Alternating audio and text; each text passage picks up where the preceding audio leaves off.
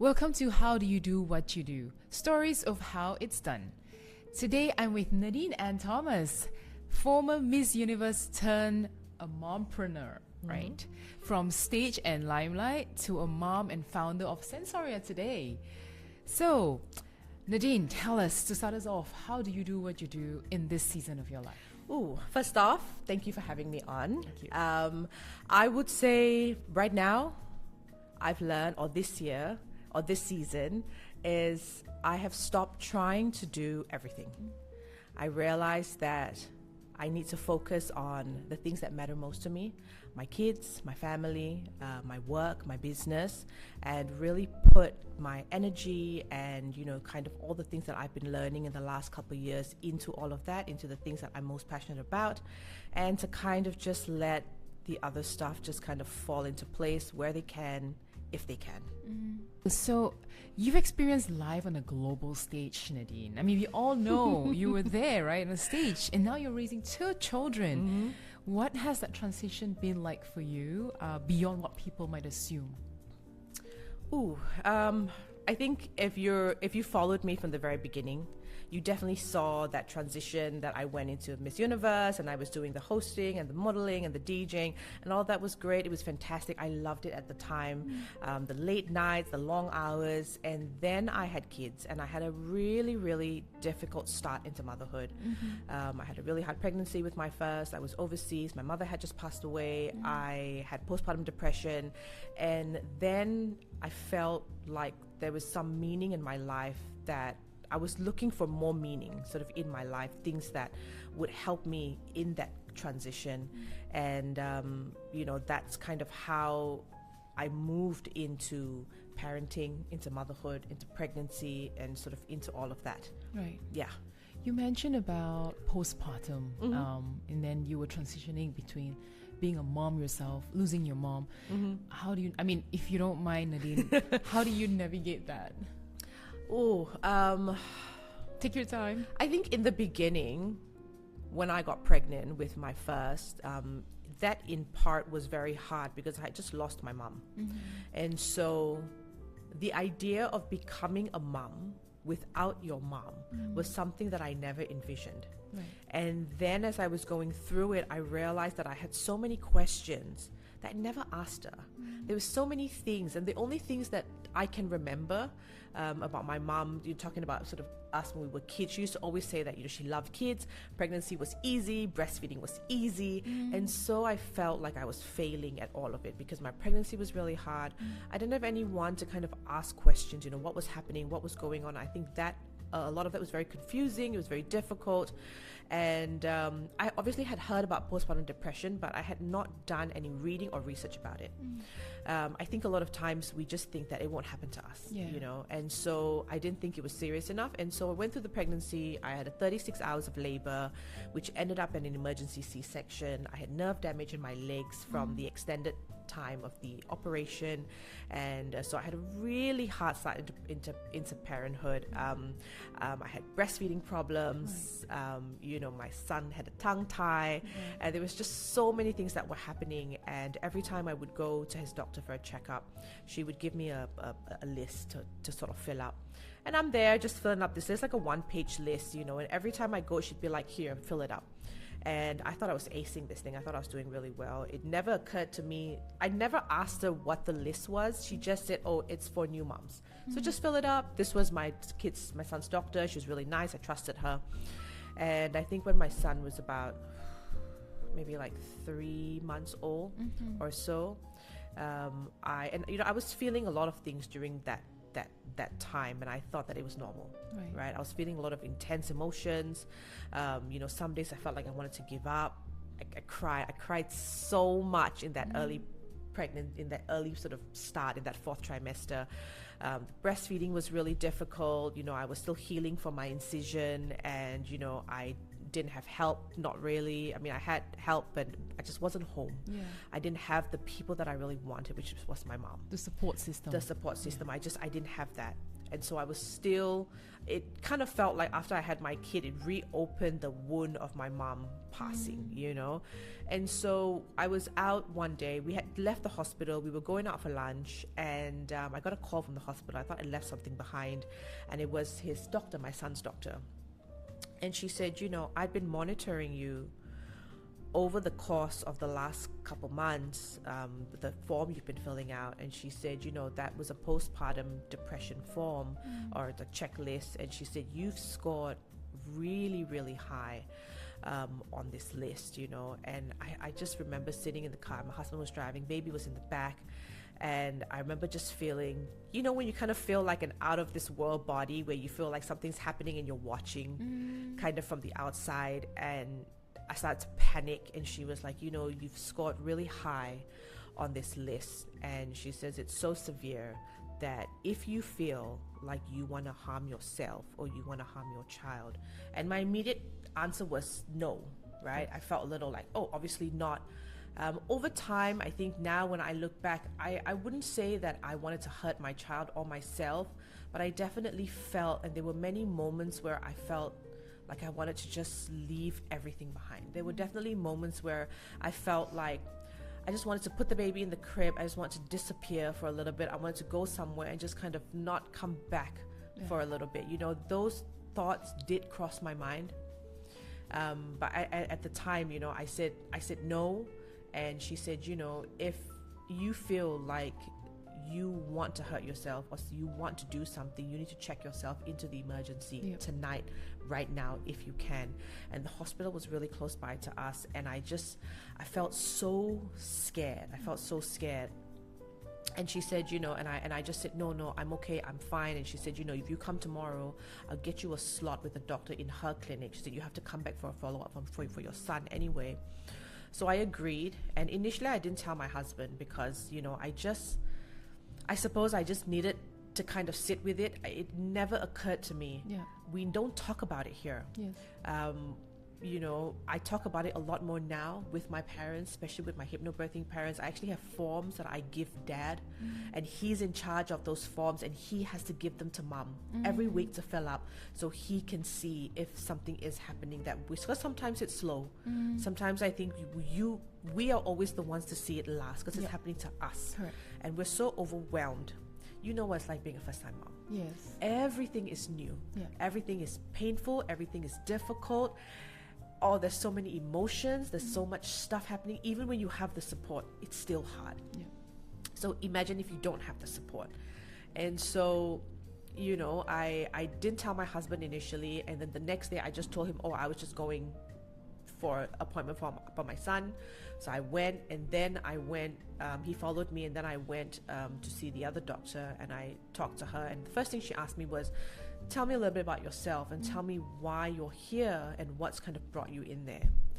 And just kind of telling her everything. And I cried so much in the session with her. And she said, you know, she's like, just without going deeper, looking at the fact that you just had a baby, you're not in the place that you grew up in.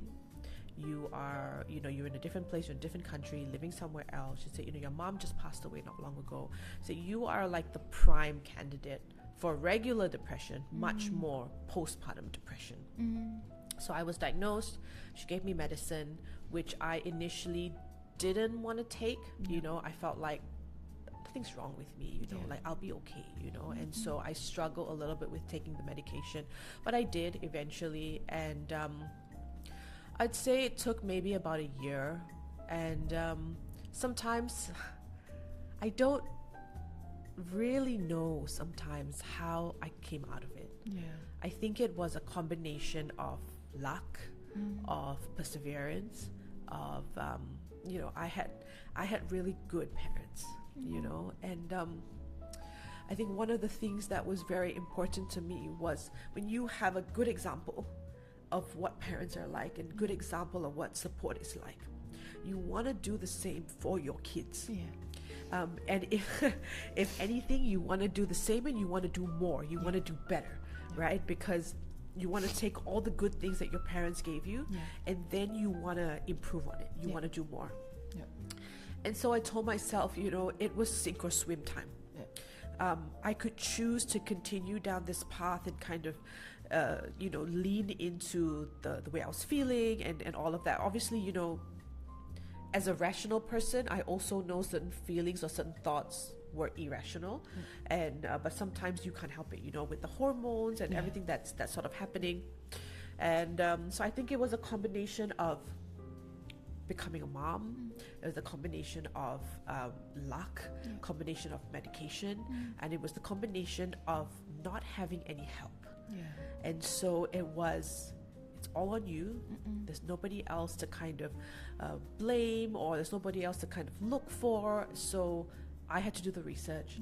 I had to figure it out. And so I put myself on the back burner, kind of just kind of put me on the back burner, and I put all my focus on the baby.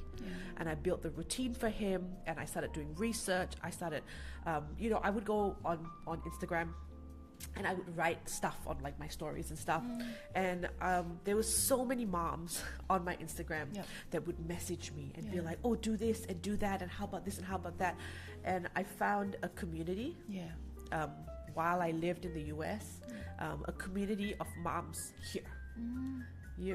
And there's still some of they still follow me. A lot of them still follow me till today, and we still, we're like social media friends. Every now and then we still chat here and there, and it was a combination, I think, of all of that. And I lost a lot of myself, but I focused on the baby, made sure he was good, because there's something kind of clicked in me where it was, he will not survive if I don't survive this. The baby will be good if I am good. If I'm in a good space and I'm doing well, he will do well. And so I came back to Malaysia when he was about 8 months old. And that's when I think I really realized, when I came home and I was back in my comfort zone, that's when I really realized that I'd lost myself. I didn't know who I was. I didn't know what my likes and dislikes were. I was just kind of like in response mode. And then the thing that, I kept thinking to myself, this cannot be it. This cannot be motherhood. This cannot be. I felt so cheated. Everybody talks about how beautiful it is. It's so beautiful. Congratulations. And it's so good, and this and that. And nobody talks about how hard it is, maybe during pregnancy, but nobody talks about how hard it is after pregnancy. And we put so much focus on the baby, but we do not put enough focus on the family unit and on mom. But when you're pregnant, the focus is all on you. Everybody's like, you're glowing, you're beautiful, look at your stomach, blah, blah, blah, right? But we don't talk enough about after, what's happening with mom, how is she feeling, body dysmorphia, body looks different, there's so many things happening. And I've learned that in the family unit and the family dynamic, if mom is good, the family thrives after birth. And so I started to really feel like there had to be more. There had to be more for women like me, or in general women who have never had a kid before, that needed somewhere to go, somewhere to find direction, somewhere to find. And sometimes mothers and mother-in-laws don't help in that sense, because they always mean well, but the thing is, they were parented in a different generation, a different era, with different research and different understandings of parenting. And so it's not always the solution that we're looking for. And so that is how Sensoria was born. That is how me becoming a hypnobirthing practitioner was born. It's sort of born not out of passion, but it was kind of at the time born out of need. And it was then I realized that so many others needed it. And so that's why I still do what I do. I guess, that was beautiful. Thank you for sharing, Nadine, because that's, sorry to take you back. But I think that will be very helpful for the audience to navigate, postpartum. I think what you mentioned is very real. The fourth trimester is something that people don't talk. We don't. First, not enough. Second, this whole baby moon thing. Third, baby is coming out. And then what happens after, right? And everyone's focus is also on the baby, and everyone forgets about the mommy, right? Suddenly. But it's when the mommy needs most help, most support, right? No, thank you for that. I think a lot of moms out there need to know that there are support, right? Reach out to other moms, and don't be alone in this journey. And like you said, I think what really stood out was the fact that a lot of moms don't know that they're going through that. They probably thought it's just a transition period. It's just for a while. Yes. I will be okay. But I think it's something not only for moms, but also dads to know. Oh yeah, definitely. That when there are signs like that and you're seeing something a little off about your wife prior, speak to someone, right? Or even, just be there to support her. So I think that's very important, Nadine, what you just shared, right? Because you say you're all the way, how many miles away, right? From home, and all that. And I think a lot of moms go through that now. Because a lot of people are living abroad, they got married, got transfer and all that as well. So I guess this is really helpful for those moms who are also living abroad on their own. Okay, so let's look a little bit on the identity shift. Okay. Right? Let's go back a little bit. Was there a moment you felt like your identity shift from who the world saw you before, right, and who you are now? I feel like to a certain extent, I'm still the same person. There've definitely been more layers that have been added on. I still... When I did, the Miss Universe and all of that, at the time, that was what I was very passionate about. I wanted to do something with music, I loved modeling. I loved being on stage, it was something that was very fulfilling for me at the time. And over time, that shifted for me, I think in part because my mother got really sick. And so then... you have my mom who's sick and she has cancer, and she's going through all this treatment, and so then going for an event, dressing up and going for an event just did not have the same. It just did not carry the same weight or happiness, or it just wasn't there anymore. And so I think during that transition, I also kind of lost myself a little.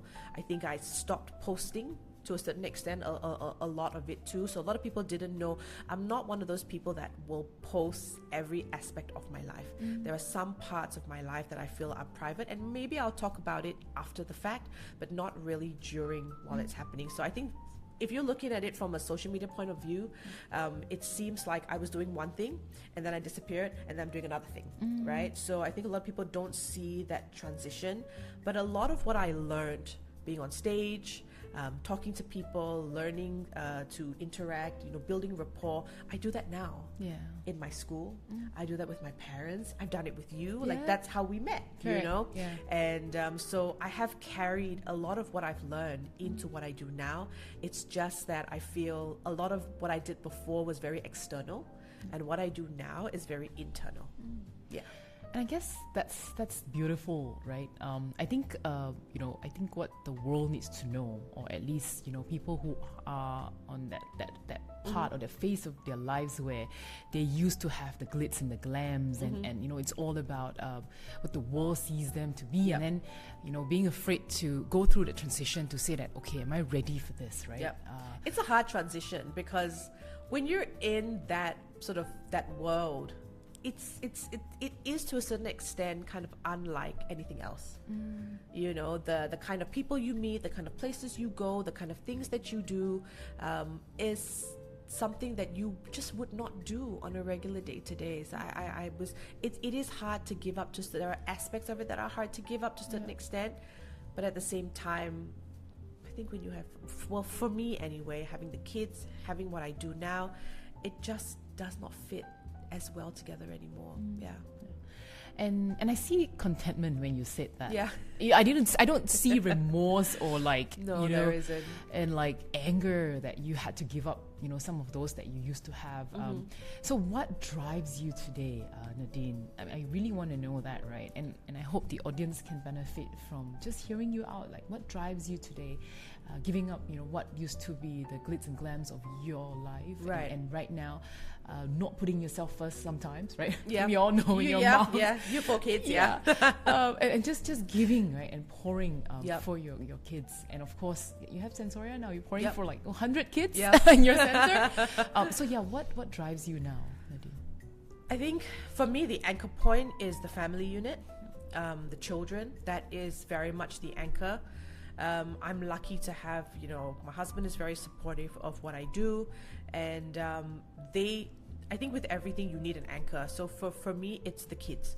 And it might seem like a very mom answer. Do you know what I mean? It might seem like a very mom answer, but it helps me to look at my life, and it helps me to look at just what I do in the world around me with a different lens, right?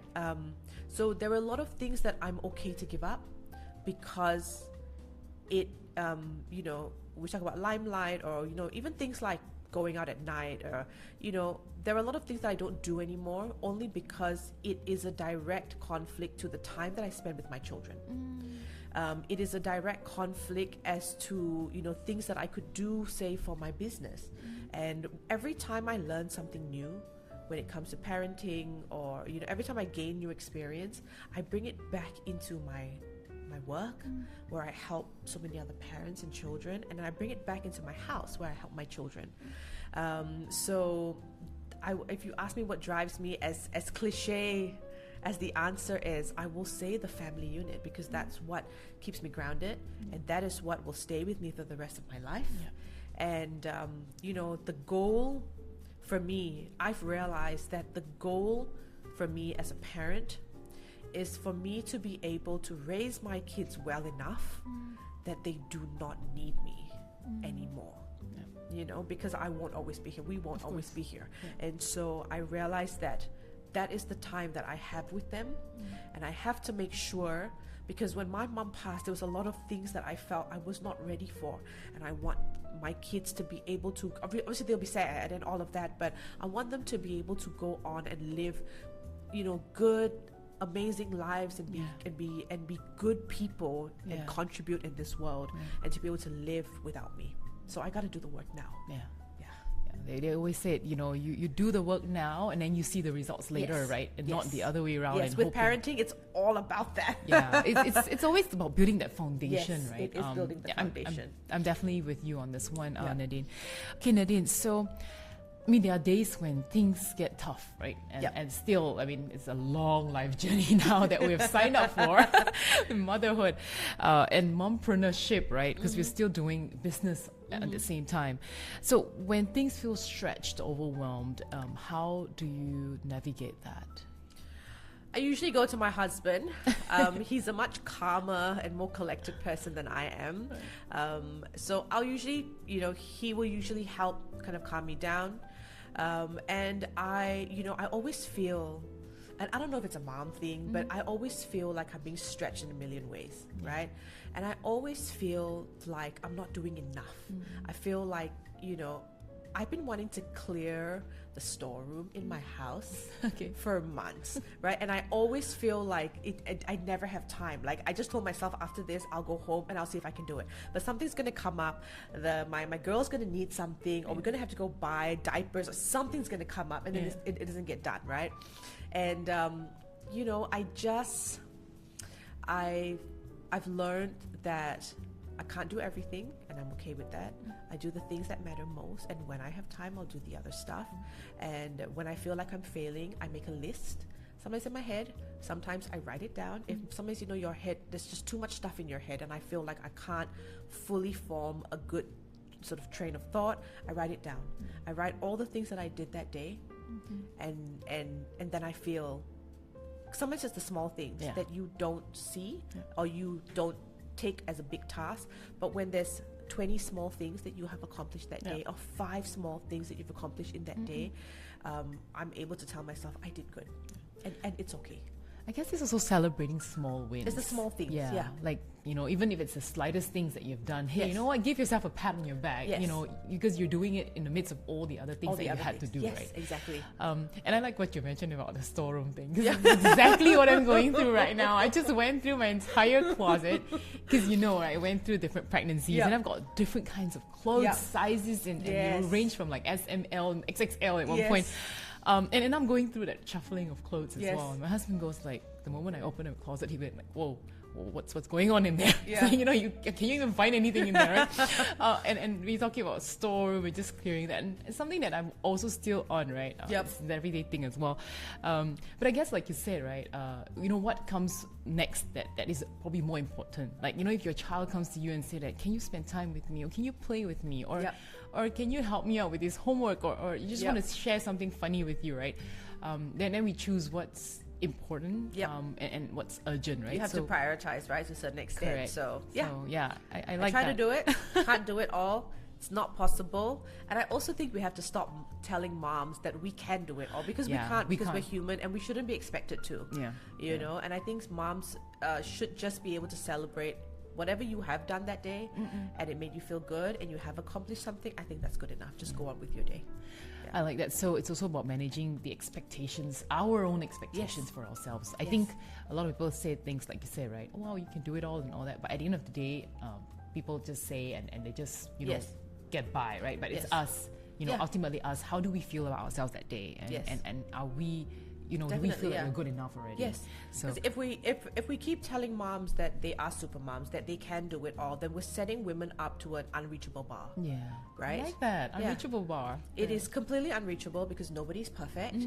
And then so you just end up feeling disappointed in yourself and other people around you. If you constantly thread that narrative, people will expect that from you.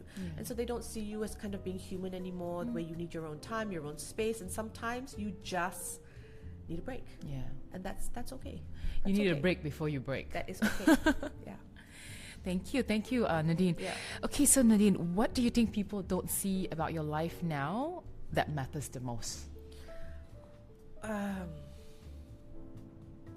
There's so much, I suppose. I think people only see the things that I talk about.